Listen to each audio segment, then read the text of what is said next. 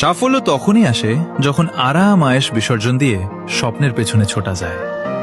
আজ যখন আরএইচকে তাদের ইতিহাসের সবচেয়ে বড় অর্জনটি উদযাপন করছে, তখন পেছনের সেই ছোট ছোট মুহূর্তগুলো বারবার মনে পড়ছে। বিশেষ করে আজকের দিনটি চিরস্মরণীয় হয়ে থাকবে।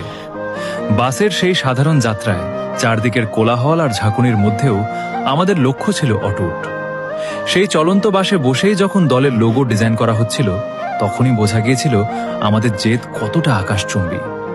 অনেকেই হয়তো ভেবেছিল এটা পাগলামি, কিন্তু আমাদের কাছে ওটাই ছিল এক নতুন ইতিহাসের শুরু। সেই বাসের সিট থেকে শুরু হওয়া পরিকল্পনা আজ এক বিশাল প্রাপ্তিতে রূপ নিয়েছে। এই লোগোটি এখন আর কেবল একটি নকশা নয়, এটি আমাদের পরিশ্রম, ত্যাগ এবং বাসে বসে দেখা সেই স্বপ্নের প্রতীক। যারা আমাদের সাথে ছিলেন, সমর্থন দিয়েছেন এবং আমাদের এই পাগলামিকে বিশ্বাস করেছিলেন, সাফল্যের এই আনন্দ আপনাদের সবার। পথ চলুক বা না চলুক, আরএইচকের স্বপ্নের চাকা থামবে না। জয় আমাদেরই। আপনারা এতদিন আমার গল্প শুনেছেন, আমার আবেগের সাথে মিশেছেন, কিন্তু আমি জানি আপনাদের এক একজনের জীবনে এমন কিছু মুহূর্ত আছে যা কোনো সিনেমার চেয়েও বেশি ইমোশনাল। কারো হয়তো অনেক জমানো কষ্ট আছে যা কাউকে বলা হয়নি, কারো হয়তো এক আকাশ অভিমান আছে যা কেউ কখনো বোঝেনি।